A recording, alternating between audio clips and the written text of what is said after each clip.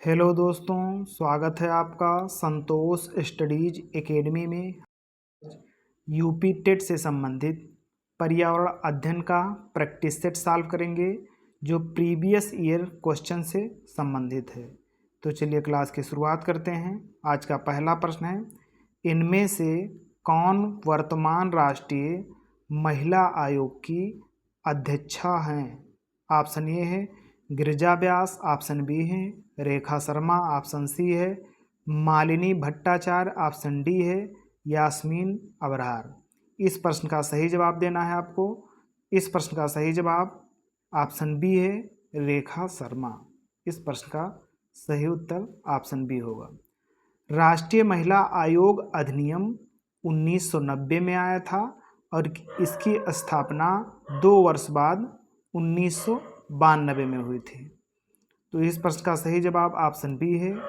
अगले प्रश्न पर चलते हैं। अगला प्रश्न है, लोकसभा और राज्यसभा की संयुक्त बैठक किसके द्वारा आहूत की जाती है? ऑप्शन ए है राष्ट्रपति के द्वारा, ऑप्शन बी है लोकसभा के अध्यक्ष के द्वारा, ऑप्शन सी है संसद के द्वारा, ऑप्शन डी है राज्यसभा के सभापति के द्वारा। इस प्रश्न का सही जवाब देना है। इस प्रश्न का सही जवाब होगा ऑप्शन ए। जो संयुक्त बैठक राष्ट्रपति द्वारा आहूत की जाती है या बुलाई जाती है और इसकी जो अध्यक्षता करता है वो लोकसभा स्पीकर करता है, लेकिन आहूति कौन करता है या बुलाता कौन है संयुक्त बैठक को? तो राष्ट्रपति। इस प्रश्न का सही जवाब ऑप्शन ए होगा। अगले प्रश्न पर चलते हैं। अगला प्रश्न है कि संविधान के किस भाग में पंचायती राज व्यवस्था संबंधी प्रावधान दिए गए हैं? ऑप्शन ए है भाग 9, ऑप्शन बी है भाग 6, ऑप्शन सी है भाग 3, ऑप्शन डी है भाग 4। इस प्रश्न का सही जवाब देना है आपको। तो भाग 1 में क्या है? संघ और उसका राज्य क्षेत्र है, राज्यों एवं उनकी सीमाएं हैं। भाग 2 में नागरिकता है, भाग 3 में मूल अधिकार है, भाग 4 में नीति निर्देशक तत्व है, भाग 5 में संघ है, भाग 6 में राज्य है, भाग 7 निर्सित है यानी कि जो निकाल दिया गया है संविधान संशोधन के द्वारा, और भाग 8 है संघ राज्य क्षेत्र, भाग 9 में पंचायतें हैं। तो पंचायती राज व्यवस्था पूछ रहा था, ये भाग 9 में है। इस प्रश्न का सही जवाब ऑप्शन ए होगा भाग 9। अगले प्रश्न पर चलते हैं। अगला प्रश्न है कि 74वां संविधान संशोधन का संबंध है। ऑप्शन ए है कि ग्रामीण स्थानीय स्वशासन से है, ऑप्शन बी है शहरी स्थानीय स्वशासन से, ऑप्शन सी है राष्ट्रपति की शक्तियों से, ऑप्शन डी है संसद की शक्तियों से। इस प्रश्न का सही जवाब देना है। 74वां संविधान संशोधन ये शहरी स्थानीय निकाय से संबंधित है और 73वां संविधान संशोधन ये ग्रामीण स्थानीय निकाय से संबंधित है। और 73वां और 74वां ये दोनों संविधान संशोधन 1992 में हुई और लागू कब हुआ? ये दोनों संविधान संशोधन 1 वर्ष बाद 1993 में लागू हुआ। तो जो इस प्रश्न का सही जवाब है वो ऑप्शन बी होगा। अगले प्रश्न पर चलते हैं। अगला प्रश्न कह रहा है कि किस गैस के वर्षा के पानी में घुलने से वर्षा का पानी अम्लीय हो जाता है? ऑप्शन ए है हाइड्रोजन पेरोक्साइड, ऑप्शन बी है नाइट्रोजन मोनोऑक्साइड, ऑप्शन सी है कार्बन डाइऑक्साइड, ऑप्शन डी है सल्फर डाइऑक्साइड। इस प्रश्न का सही जवाब देना है। तो इस प्रश्न का सही जवाब होगा ऑप्शन डी है सल्फर डाइऑक्साइड। देखिए SO2 अगर जो जल से मिलता है तो क्या बन जाता है? H2SO4 बन जाता है। और दूसरी गैस होती है NO2, अगर जो NO2 जल से मिलता है तो ये क्या बन जाता है? HNO3 बन जाता है। ये क्या है? ये सल्फ्यूरिक एसिड है और ये नाइट्रिक एसिड है।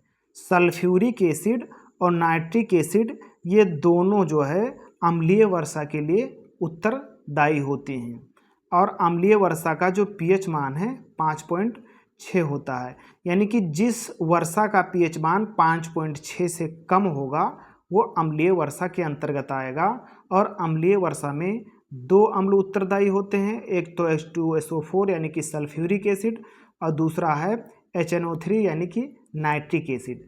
अगर जो गैस पूछता है तो ये सल्फर डाइऑक्साइड और नाइट्रोजन डाइऑक्साइड आपको बताना है।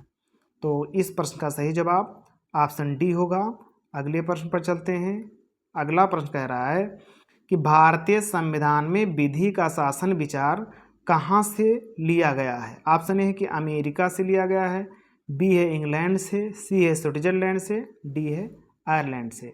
विधि का शासन जो विचार है ये इंग्लैंड से लिया गया है। इंग्लैंड से और क्या क्या लिया गया है, तो विधि का शासन, संसदीय व्यवस्था, इकहरी नागरिकता, ये इंग्लैंड से लिया गया है। अमेरिका से क्या लिया गया है, तो अमेरिका से लिया गया है प्रस्तावना में जो विचार है, उपराष्ट्रपति का पद, महाभियोग की प्रक्रिया, संविधान की सर्वोच्चता, ये सारी चीज़ें अमेरिका से ली गई हैं। और स्विट्जरलैंड से ऐसा कुछ नहीं लिया गया है। आयरलैंड से नीति निदेशक तत्व लिया गया है। इस प्रश्न का सही जवाब ऑप्शन बी होगा। अगले प्रश्न पर चलते हैं। अगला प्रश्न है, लोकसभा के चुनाव हेतु अधिसूचना कौन जारी करता है। जो भारत में चुनाव होते हैं, चाहे लोकसभा का चुनाव हो, चाहे राज्यसभा का चुनाव हो, चाहे विधानसभा का चुनाव हो और चाहे विधान परिषद का चुनाव हो, जितने भी चुनाव होते हैं उनकी जो अधिसूचना है वो भारत के निर्वाचन आयोग के द्वारा जारी किया जाता है। ऑप्शन ये सही होगा। और जो स्थानीय चुनाव हैं और शहरी निकाय चुनाव हैं, ये चुनाव जो राज्य निर्वाचन आयोग है उसके द्वारा होता है। तो इस प्रश्न का सही जवाब ऑप्शन ए होगा। अगले प्रश्न पर चलते हैं। अगला प्रश्न है कि लोकसभा की कार्यवाही के प्रथम घंटे को कहा जाता है। ऑप्शन ये है कि सार्वजनिक काल कहा जाता है, बी है विशेषाधिकार काल, सी है शून्यकाल, डी है प्रश्नकाल। इस प्रश्न का सही उत्तर बताना है। इस प्रश्न का सही जवाब हो जाएगा प्रश्नकाल। प्रश्नकाल जो है 11 बजे से 12 बजे तक होता है। ये संसदीय व्यवस्था का पहला घंटा है। और 12 बजे से दूसरा घंटा लगता है जिसे शून्यकाल कहते हैं। तो सबसे पहले प्रश्नकाल होता है, उसके बाद शून्यकाल होता है। तो शून्यकाल में किसी भी प्रश्न का आप पूछ सकते हैं, किसी भी प्रश्न के बारे में बिना पूर्व अनुमति के। इस प्रश्न का तो सही जवाब ऑप्शन डी है। और अगले प्रश्न पर चलते हैं। अगला प्रश्न कह रहा है कि वर्षा जल संग्रहण क्या है। ऑप्शन ए कह रहा है कि प्रयुक्त जल का संग्रह और भंडारण, बी है वर्षा जल का जमाव और भंडारण, सी है पानी का वितरण, डी है उपरोक्त में से कोई नहीं। इस प्रश्न का दोस्तों सही जवाब देना है। इस प्रश्न का सही जवाब हो जाएगा वर्षा जल का जमाव और भंडारण। ऑप्शन बी सही है। अगले प्रश्न पर चलते हैं। अगला प्रश्न है कि भारतीय गैंडे कहाँ संरक्षित हैं। ऑप्शन ए कह रहा है कि Corbett national park. Corbett national park Bharat का पहला नेशनल पार्क है। इसकी स्थापना 1936 में हुई थी और ये टाइगर के लिए प्रसिद्ध है कहाँ, ये जो है नैनीताल डिस्ट्रिक्ट, जो नैनीताल डिस्ट्रिक्ट है कहाँ पर, उत्तराखंड में, वहाँ पर स्थित है। काजीरंगा राष्ट्रीय उद्यान ये असम राज्य में है। बांदीपुर नेशनल पार्क ये कहाँ है, ये कर्नाटक में है। और गिर नेशनल पार्क ये गुजरात में है। तो ये पूछ रहा है कि भारतीय गैंडे किस राष्ट्रीय उद्यान में पाए जाते हैं, तो ये काजीरंगा राष्ट्रीय उद्यान में पाए जाते हैं जो असम राज्य में स्थित है। इस प्रश्न का सही उत्तर ऑप्शन बी होगा। यहाँ पर एक सींग वाले गैंडे पाए जाते हैं। तो अगले प्रश्न पर चलते हैं। अगला प्रश्न है कि निम्न में से कौन सा क्रम पारिस्थितिकी तंत्र में ऊर्जा प्रवाह के संबंध में सही क्रम है।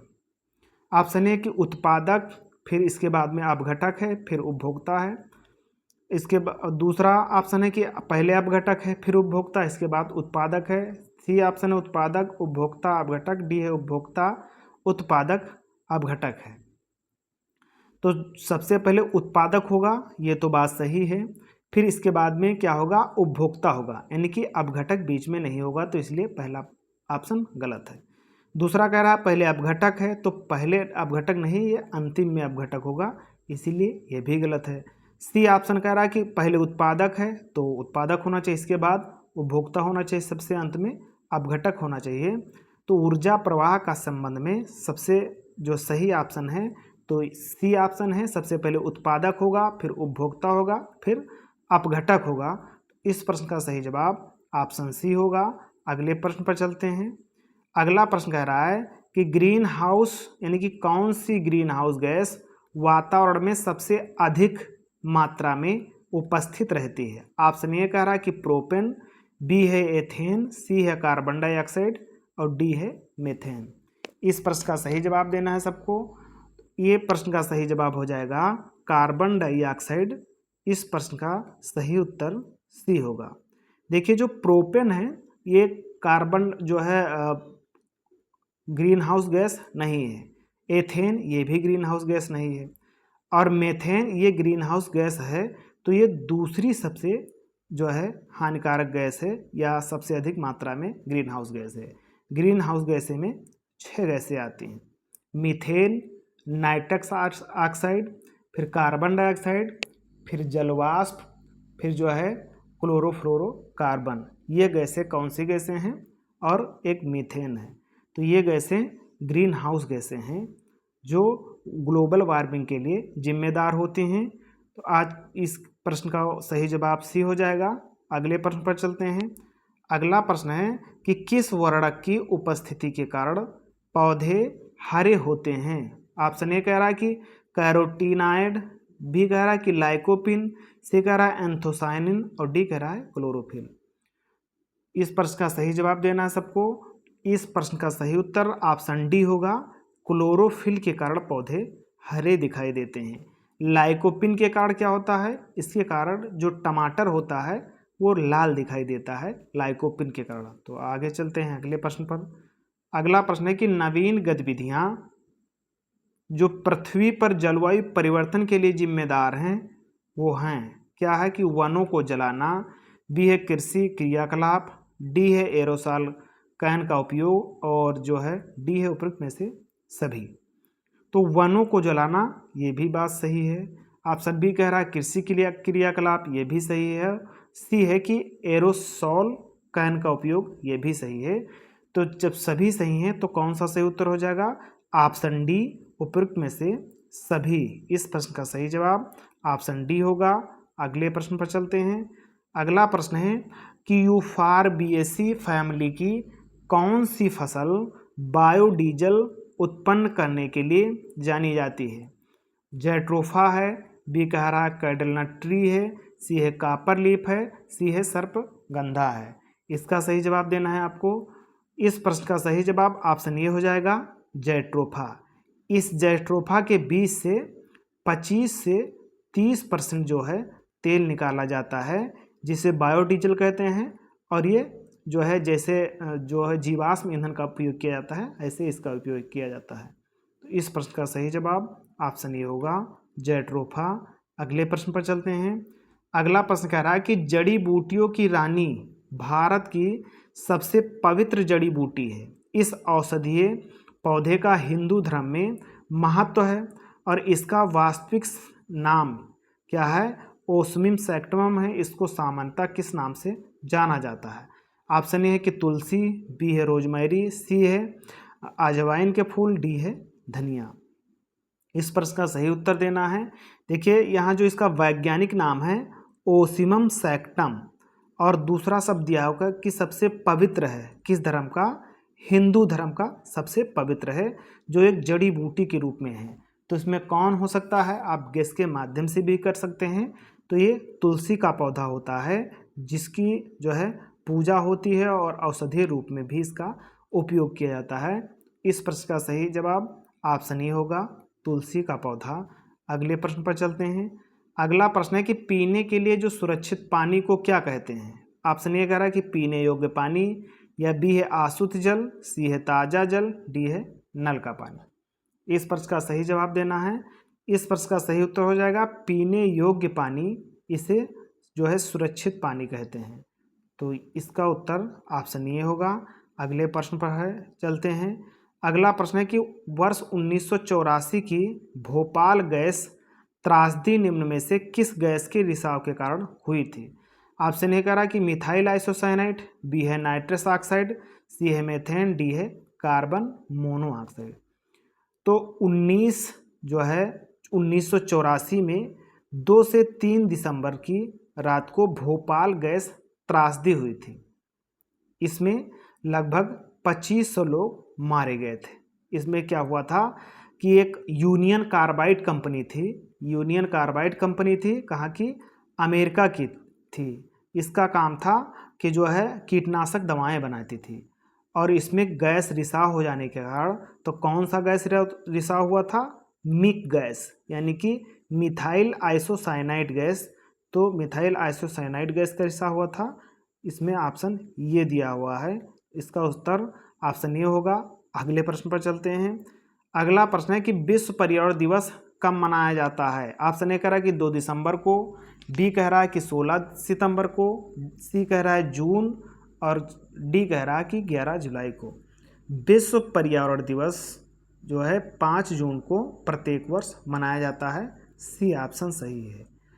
क्या हुआ था कि 1972 में स्टॉकहोम सम्मेलन हुआ था। इसी स्टॉकहोम सम्मेलन में विश्व पर्यावरण दिवस की स्थापना हुई थी, और पहली बार 1974 में विश्व पर्यावरण दिवस मनाया गया था। तो अब आगे चलते हैं। इस प्रश्न का सही उत्तर ऑप्शन सी है। अगले प्रश्न पर चलते हैं। अगला प्रश्न है कि MS स्वामीनाथन एक थे, क्या थे? पत्रकार थे, बी है कृषि वैज्ञानिक, सी है पारिस्थितिकी वैज्ञानिक, और डी है पक्षी वैज्ञानिक। तो MS स्वामीनाथन जो थे ये कृषि वैज्ञानिक थे। ऑप्शन बी सही होगा इस प्रश्न का उत्तर। MS स्वामीनाथन को क्या कहते हैं? तो इन्हें हरित क्रांति का जनक कहते हैं। 1966-67 ईस्वी में जो हरित क्रांति आई थी वो जो है इन्हीं का योगदान है।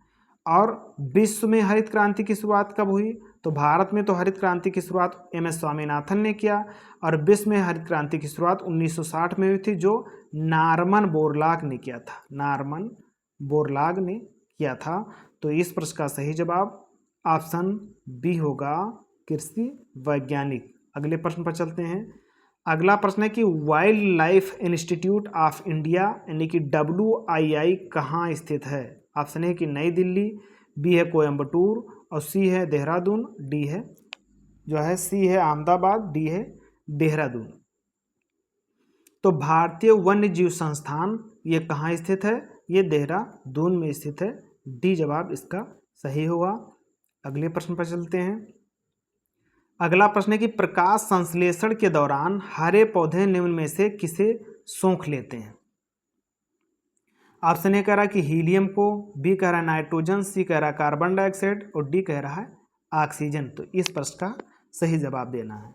देखिए क्या होता है कि 6 यानी 6CO2 प्लस 12H2O, और क्या होता है कि क्या रहता है सूर्य का प्रकाश, और नीचे होता है क्लोरोफिल।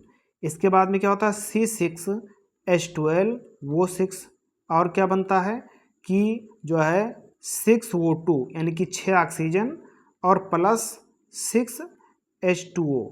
अब यहाँ पर देखिए जो कार्बन डाइऑक्साइड है प्रकाश संश्लेषण का ये जो है रासायनिक समीकरण है। तो ये प्रकाश संश्लेषण का रासायनिक समीकरण है। इसमें जो है 6 अणु कार्बन डाइऑक्साइड के लेता है, तो और क्या लेता है कि 12 अणु जल के लेता है, और सूर्य का प्रकाश जो है वातावरण से लेता है, और क्लोरोफिल जो उसके पास होता है। फिर इन जो है इन सब से क्या बनाता है प्रोडक्ट? ग्लूकोज बनाता है। फिर ग्लूकोज किसमें टूटता है? ऑक्सीजन और जल, यानी कि ऑक्सीजन जो है जल के माध्यम से जो है उत्सर्जित होता है यहाँ से प्रकाश संश्लेषण की क्रिया में। तो क्या लेता है? इसमें कह रहा है कि जो कार्बन डाइऑक्साइड है वो सोख लेता है। तो ये बात सही है। कितना लेता है? 6 अणु।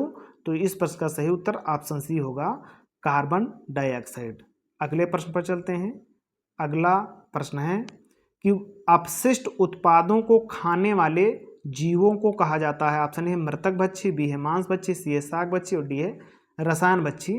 तो जो मृतक उत्पाद होते हैं उन्हें मृतक भक्षी कहते हैं। ऑप्शन ये सही है। आगे चलते हैं। अगला प्रश्न है कि तप्त भौम जल से किस प्रकार की ऊर्जा प्राप्त होती है? जल विद्युत ऊर्जा, या सौर ऊर्जा, भूतापीय ऊर्जा, नाभिकीय ऊर्जा। इस प्रश्न का सही जवाब देना है सबको। तो ये प्रश्न का उत्तर हो जाएगा ऑप्शन सी, जो तप्त भूमि जल है उससे भूतापीय ऊर्जा मिलती है। अगले प्रश्न पर चलते हैं। अगला प्रश्न है कि इनमें से कौन भारत का प्रथम मुख्य न्यायाधीश था? ऑप्शन है कि पतंजलि शास्त्री, सी है महेश चंद्र महाजन, सी है जो है हीरा लाल जेकानिया, और डी है यस आर दास। तो हीरा लाल जेकानिया या क्या है, प्रथम मुख्य न्यायाधीश हैं भारत के। सी उत्तर इसका सही हो जाएगा। आगे चलते हैं। अगला प्रश्न है कि 16 घास स्थल कहाँ पाए जाते हैं? पश्चिमी घाट में पाए जाते हैं, बी कह रहा है पूर्वी घाट में, सी कह रहा है कि हिमालय में, और डी कह रहा है कि विंध्याचल में। तो 16 घास के मैदान पश्चिमी घाट में पाए जाते हैं, नीलगिरी पहाड़ी पर।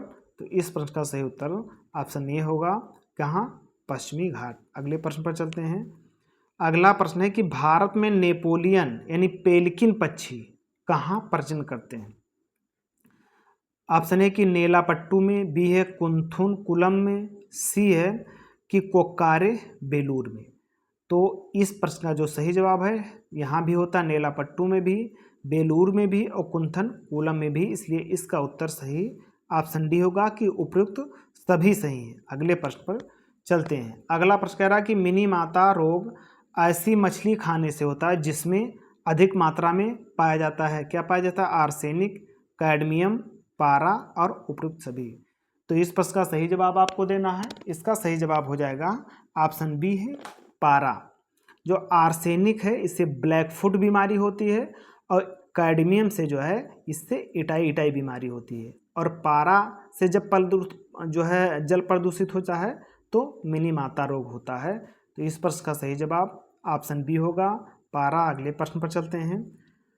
अगला प्रश्न है कि ओजोन परत का अधिकतम ह्रास निम्न में से किस पर हुआ है? उत्तरी ध्रुव पर, दक्षिणी ध्रुव पर, भूमध्य रेखा पर, उपरोक्त में से कोई नहीं। तो ओजोन परत का सर्वाधिक विकास हुआ है कहाँ पर? दक्षिणी ध्रुव में। ऑप्शन बी सही होगा, दक्षिणी ध्रुव। अगले प्रश्न पर चलते हैं। अगला प्रश्न है कि रेड डाटा बुक किससे संबंधित है? ऑप्शन ए कि नदियों में प्रदूषण से, बी है घटता भूगर्भ जलस्तर से, सी है विलुप्ति के करीब जीव से, और डी है कि वायु प्रदूषण से। तो रेड डाटा बुक क्या होता है कि विलुप्त के करीब जीव से संबंधित है, ये जो है यही वाला डाटा देता है। और IUCN ये क्या है? IUCN रेड डाटा बुक जारी करता है। इसका फुल फॉर्म होता है international union for conservation of nature, ये इसका फुल फॉर्म होता है। इसकी स्थापना 5 अक्टूबर 1948 को हुई थी, और जो है स्विट्जरलैंड यानी ग्लैंड में इसका मुख्यालय है। तो इस प्रश्न का सही जवाब ऑप्शन सी होगा। अब अगले प्रश्न पर चलते हैं।